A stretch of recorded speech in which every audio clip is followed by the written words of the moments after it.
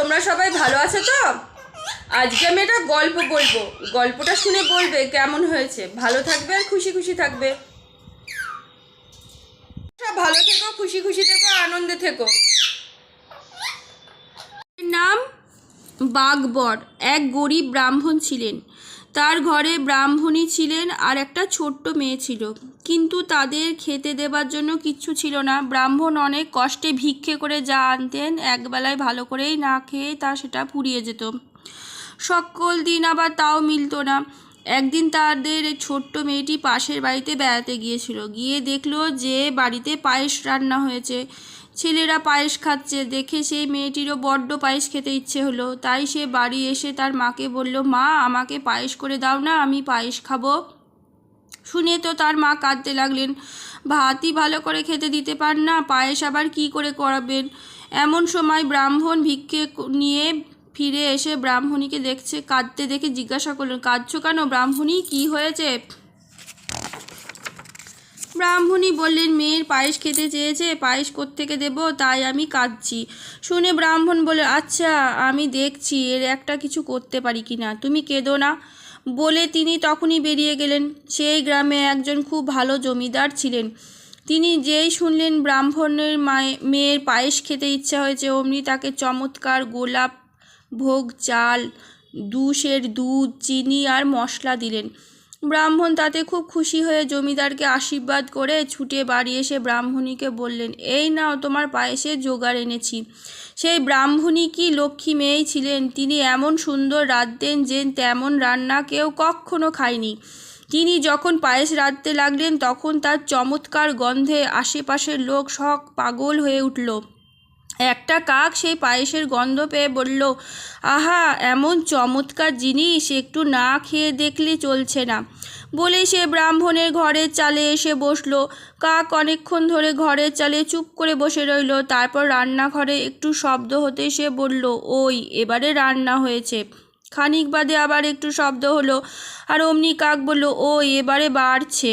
খানিক বাদে আবার একটু শব্দ হলো, অমনি কাক বলল, ও এবারে খাচ্ছে। সত্যি সত্যি ব্রাহ্মণ আর তার মেয়ে তখন খেতে বসেছিলেন।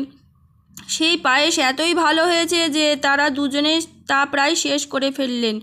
ব্রাহ্মণীর জন্য খুবই কমই থাকলো।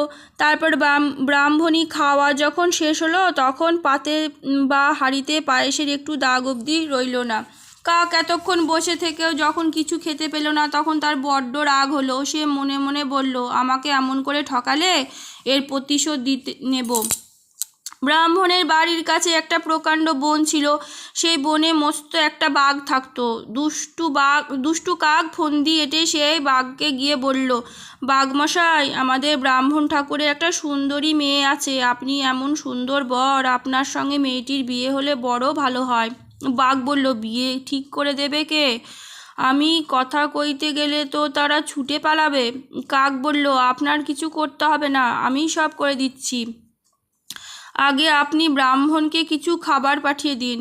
বাঘ বলল, বেশ কথা, আমি গ্রামে গিয়ে কুত্তা মেরে বামুনের বাড়ি রেখে আসব। কাক তা শুনে জিভ কেটে বলল, না না, তারা কুত্তা খাবে না, আপনার বাড়িতে যে লেবু গাছ আছে সেই গাছের লেবু পাঠিয়ে দিন, আমি লেবু নিয়ে যাব এখন। বলে সে কয়েকটা লেবু নিয়ে ব্রাহ্মণের বাড়িতে দিয়ে এসে বলল, বাঘমশাই, তারা তো লেবু খেয়ে ভারী খুশি হয়েছে, এমনি করে দিন কতক লেবু দিলেই মেয়ে বিয়ে দেবে। শুনে তো বাঘ আহ্লাদে মাটিতে গড়াগড়ি দিতে লাগলো। এমনি করে কাক রোজ লেবু নিয়ে যায় আর বাঘকে এসে বলে তারা মেয়ে বিয়ে দেবে। আসলে সেটা মিথ্যে কথা, কিন্তু বাঘ মনে করে ব্রাহ্মণ বুঝি সত্যি সত্যি মেয়ে বিয়ে দেবে বলেছে।